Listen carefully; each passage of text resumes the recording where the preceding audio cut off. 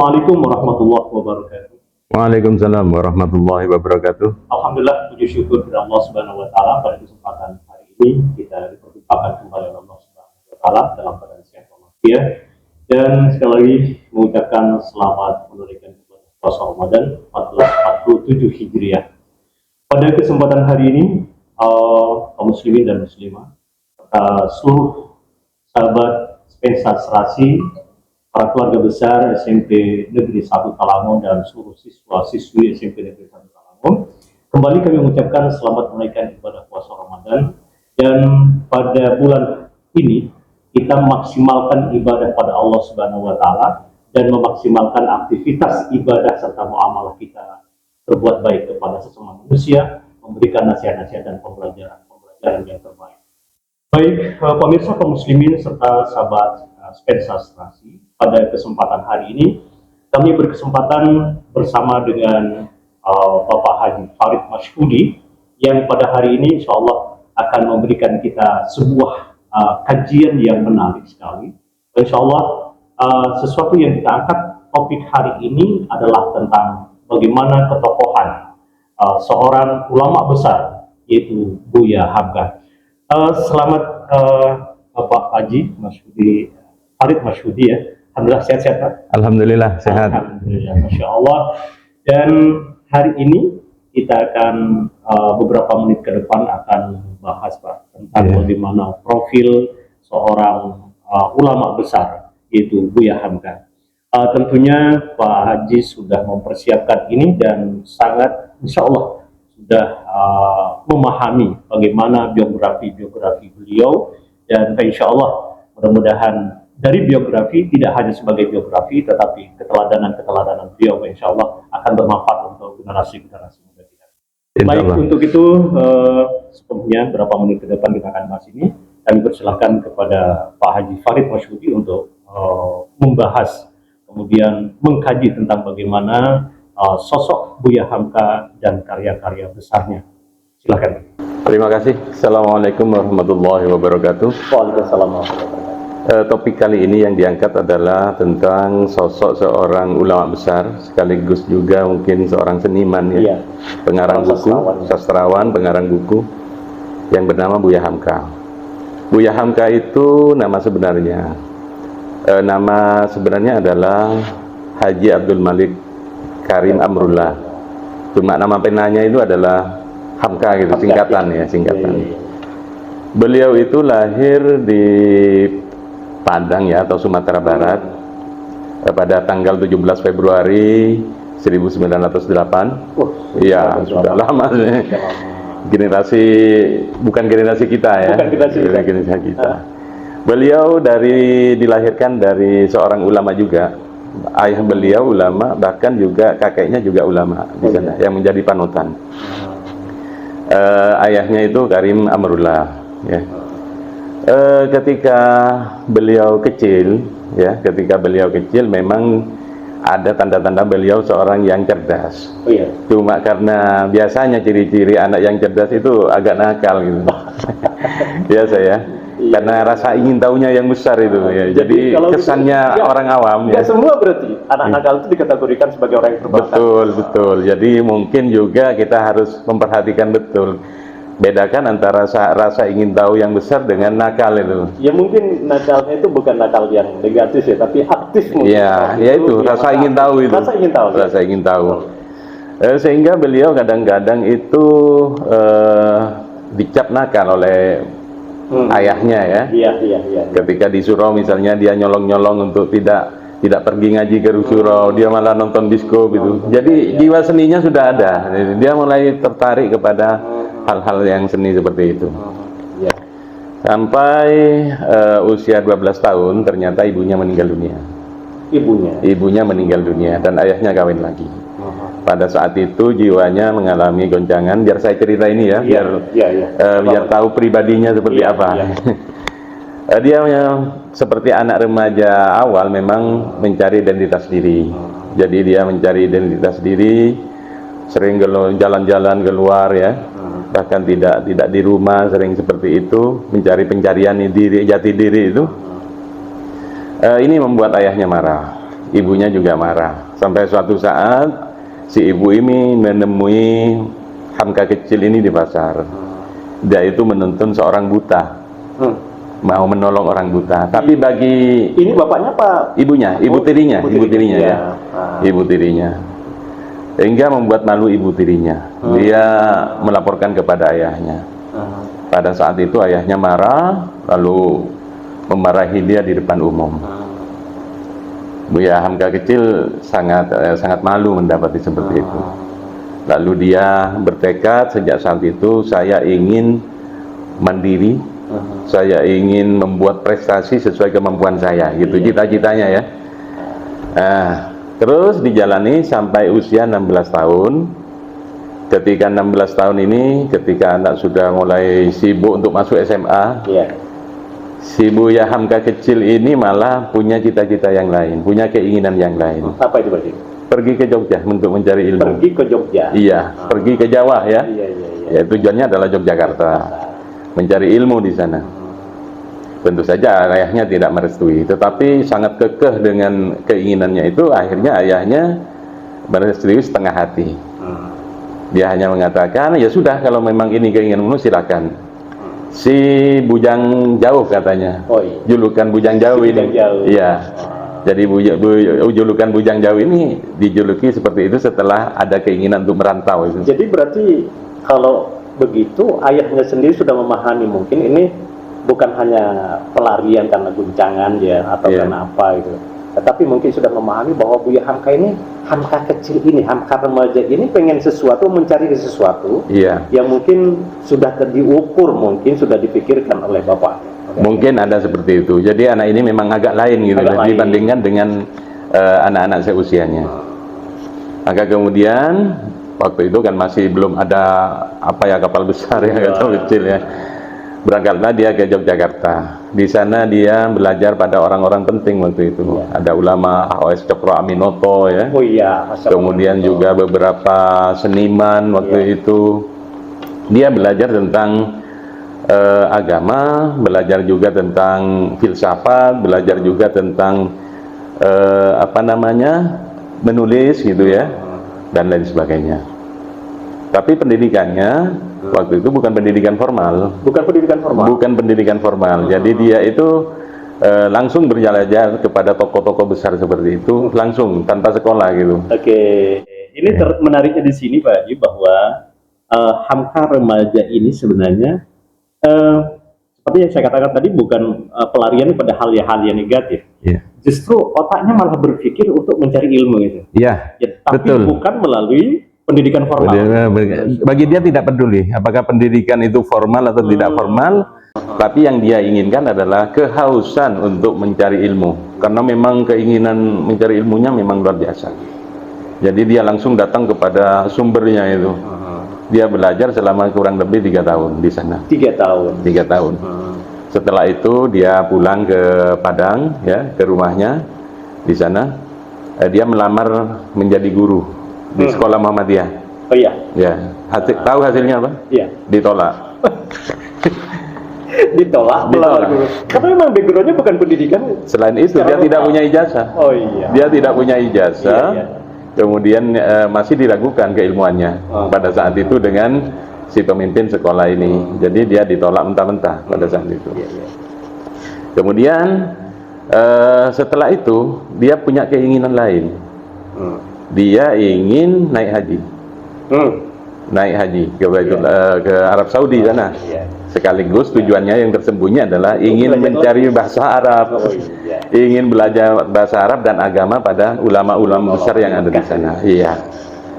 Maka berangkatlah si Buya Hamka ini ke Arab Saudi. Di sana tidak hanya menunaikan ibadah haji, tetapi juga belajar sama ulama-ulama besar yang ada di sana, membaca kitab-kitab agama yang besar di sana. Sambil memperdalam ilmu bahasa Arab. Tentu saja karena sehari-harinya sudah pakai bahasa Arab. Sehari-harinya bahasa Arab, dan untuk memahami kitab juga harus mengerti bahasa Arab. Betul ya. Nah terus apa endingnya Pak Haji? Ketika sudah mempelajari beberapa ilmu dan kitab-kitab di sana. Setelah itu dia itu pulang ke Padang lagi. Kali ini suasananya terbalik.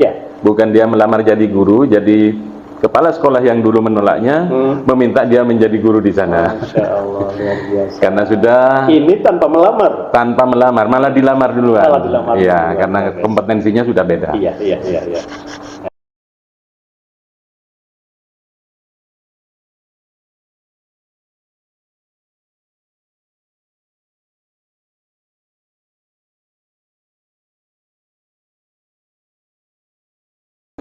Iya, ya dia ngajar, Ngajar. tapi mungkin hanya sebentar karena sudah pikirannya dan wawasannya sudah berbeda. Oke, baik. Setelah dia jadi guru atau berkecimpung dalam dunia pendidikan, kita mengenal bahwa Hamka itu seorang ulama besar, Iya. seorang ahli, ya. Sampai kemudian kita mengenal beberapa karya-karya besar beliau. Nah, ini dimulai kapan, Pak? Ya setelah pulang dari Arab. Setelah pulang dari Arab dengan berbekal ilmu yang dia dapat dari Jogja sebagai seorang penulis, kemudian juga dia punya dasar agama di Padang dan juga di Jogja dia belajar filsafat juga, dan satu lagi jangan lupa dia juga belajar tentang jurnalisme. Oh, jurnalis. Iya, dia itu penulis juga tentang filsafat dan politik. Yang akhirnya membawa dia ke penjara. Oke. Kita cuma tahu ya, mohon maaf. Jadi dikenalnya beliau dengan karya-karya besar seperti apa itu? Tenggelamnya itu kapal Van der Weyck, ya. Kemudian dia mengarang juga sebuah buku besar. Oh iya, tafsir Al-Azhar. Ya, betul ya. Ini seperti apa, Pak? Ini tafsir Al-Azhar ini sampai sekarang Masya Allah luar biasa. Iya. Ini kajian-kajian yang sangat menarik dan itu karya besar dari seorang Buya Hamka. Iya. Dan memang ini agak kontroversi ya, karena tafsir Al-Azhar itu dia tulis ketika dia di penjara. Ketika di penjara? Ketika dia di penjara. Nah, di penjaranya itu karena beliau juga menulis tentang politik? Iya, karena dia waktu itu berlawanan dengan penguasa, waktu itu yang namanya Bung Karno ya. Iya. Ya, dia dianggap makar atau subversi. Tanpa pengadilan kemudian dia di penjara, sekitar 2 tahun. Di penjara itu dia mulai menulis tentang tafsir Al-Quran, yaitu tafsir Al-Azhar. Dia tidak mencaci maki Bung Karno, tetapi juga dia malah menulis sesuatu yang sangat istimewa. Jadi Buya Hamka itu tidak hanya sekedar beliau itu mencermati bagaimana ilmu agama, mendalami, tetapi dia berarti kan memperhatikan, mendalami situasi dan kondisi negara kita waktu itu, sehingga harus menulis gitu ya. Iya. Sampai kemudian dianggap sebagai subversi. Gitu. Iya. Jadi dia memang peduli dengan keadaan. Peduli dengan keadaan masyarakat waktu itu dan juga penguasa yang dia anggap agak otoriter. Jadi dia menuangkan tulisannya lewat koran waktu itu ya. Saya lupa korannya apa. Maka kemudian itu disoroti dan membuat penguasa merasa tidak nyaman dengan itu, lalu dituduhlah dia melakukan subversi. Dia seorang jurnalistik waktu itu ya. Yeah. Kemudian menulis sampai berisiko dia harus dipenjara gitu. Yeah. Kritikan-kritikan yang mungkin dianggap tidak tepat oleh pemerintah gitu. Dan memang ciri-ciri orang yang cerdas itu pikirannya bebas. Iya, pikirannya bebas. Pikirannya bebas, tidak. Oke, Pak Haji. Yang luar biasa dari ungkapan tadi bahwa beliau ini dipenjara. Iya. Kemudian saat di penjara dia kok bisa berkarya itu, Pak Haji? Bisa membuat sebuah tafsir besar, tafsir Al-Azhar. Itu luar biasa. Apakah pada waktu itu dia kok sempat-sempatnya kan? Apakah pada waktu itu dia nggak ada siksaan fisik atau seperti apa sehingga sempat beliau untuk membuat sebuah karya besar seperti tafsir Al-Azhar? Ya mungkin di sela-sela waktu dia untuk kerja di penjara kan biasanya dipekerjakan ya. Mungkin di malam hari dia mulai membuka-buka kitab ya. Kemudian juga menulis itu. Berbekal dia dari Arab Saudi, belajar dari ulama-ulama besar, kemudian dia juz demi juz dia tulis tafsirnya. Makanya Al-Azhar itu ada 30 buku, 30 juz. Jadi dia menulis itu secara pelan-pelan, dengan pemahaman dia, ditambah dengan wawasan dan keadaan pada saat itu dia menyelesaikan tafsir itu. Hal yang menarik adalah ketika badan beliau, jasmani beliau, fisik beliau terkungkung dalam sebuah penjara ya, masih menyempatkan diri untuk berkarya besar. Iya. Ini kita yang masih bebas seperti enjoy hidup kita, apa namanya, berinteraksi dengan teknologi tapi kurang berkarya. Ya, mungkin kita sekarang ini disibukkan oleh hal-hal yang tidak penting. Tetapi beliau kan sangat mendalam agamanya. Dia memanfaatkan betul waktu yang ada. Waktu yang ada dia gunakan untuk sesuatu yang bermanfaat, baik bagi dirinya maupun bagi orang lain. Kalau kita tinjau dari segi apa namanya, sekarang kan dikembangkan secara literasi, Pak. Iya. Berarti pada waktu itu sudah dikembangkan awal oleh Buya Hamka. Betul. Membaca kemudian berkarya. Betul. Jadi dia itu sepertinya memang haus untuk selalu membaca buku. Hobi utamanya memang membaca buku. Ketika Hamka kecil ini masih di Padang, dia juga walaupun katanya orang agak nakal, tapi satu hal yang paling istimewa dari anak ini selalu membaca buku. Dan itu tetap bertahan. Kebiasaan itu di Jogja dan sampai akhirnya memang luar biasa senangnya membaca buku. Oke, itu satu sisi tadi. Tapi tadi sempat disinggung tentang sebuah karya sastra beliau yang sangat fenomenal ya. Sampai sekarang juga dikenal. Bahkan difilmkan. Itu tenggelamnya kapal Van der Wijk yang di bawah lindungan Ka'bah itu. Di bawah apa? Lindungan Ka'bah. Iya. Luar biasa, Pak Haji. Ini mempelajari karya sastra itu dari mana beliau? Kemudian dia punya inisiatif untuk membuat tenggelamnya kapal Van der Wijk itu sebagai sebuah karya besar yang fenomenal gitu sebenarnya. Iya. Itu awalnya memang dari Jogja. Itu dari Jogja? Iya, dia bergabung juga dengan komunitas penulis-penulis yang ada di sana. Ya, dia belajar, kemudian dia imajinasinya itu dia tuangkan dalam bentuk cerita-cerita fiksi seperti itu. Dan hasilnya memang hebat, luar biasa, karena memang sudah terlatih. Ya. Sebuah karya besar, Tafsir Al-Azhar dan karya sastra beliau, yaitu tentang tenggelamnya kapal Van der Wijk itu luar biasa. Baik Pak Haji, dari sisi ini, apa yang perlu kita garis bawah sebagai sebuah keteladanan yang untuk kita dan generasi muda kita, dari cerita dan profil sejarah dari Buya Hamka ini? Yang pertama mungkin adalah keinginan beliau belajar yang tidak pernah putus. Ya. Jadi istilah belajar itu seumur hidup memang ada dalam dirinya. Dia itu belajar kepada siapapun, dimanapun dan kapanpun. Ya. Itu. Yang kedua, pendiriannya itu teguh. Ya. Dia punya pendirian. Kalau sudah punya keinginan, maka ini diperjuangkan. Dan sangat kuat. Sangat diperjuangkan. Kemudian juga dia itu tidak cepat putus asa. Jadi walaupun banyak sekali cobaan di dalam hidupnya, tetapi itu tidak mengurangi tujuan hidup beliau. Dia tetap berusaha sampai akhirnya menjadi orang yang besar. Artinya ketika dia punya masalah besar dalam rumah tangga, dalam kondisi dalam keluarganya, tapi kan dia tidak harus mencari jalan keluar yang negatif, ya. Iya. Jadi tidak harus mengorbankan dirinya, mengorbankan nama baik orang tua. Gitu. Iya. Kalau menurut saya itu karena didikan dari orang tuanya, Islam ya. Islam kan mengajarkan kita untuk tidak putus asa. Iya. Bahwa ada cobaan itu adalah proses untuk menjadi besar gitu. Jadi tidak menghalangi beliau untuk lari ke hal-hal yang negatif. Saya kira ini contoh yang bagus untuk diterapkan juga kepada generasi muda kita. Agar tidak cepat cengeng, sedikit-sedikit lari kepada hal-hal yang negatif. Lari kepada hal-hal yang negatif. Iya, maksudnya begitu. Akhirnya banyak yang terkorbankan, bukan cuma nama baik orang tua, yang melanggar agama, betul, kemudian mungkin kejahatan juga dan sebagainya. Juga benar, iya. Kriminalitasnya. Ini memang luar biasa, pelajaran yang sangat berharga dari bagaimana perjalanan Buya Hamka. Luar biasa, perjalanan dari kecil beliau, jadi remaja beliau, dan menjadi orang besar, ulama besar. Beliau adalah seorang tokoh yang mengarang buku besar, kitab besar, yaitu kitab Al-Azhar, Tafsir Al-Azhar yang luar biasa, yang sampai sekarang masih jadi referensi dan kajian-kajian para ulama besar dan ustaz-ustaz untuk kemudian mempelajari agama lebih lanjut. Dan karya sastra beliau yang sangat fenomenal dan dijadikan sebuah perfilman di Indonesia, dan ini luar biasa.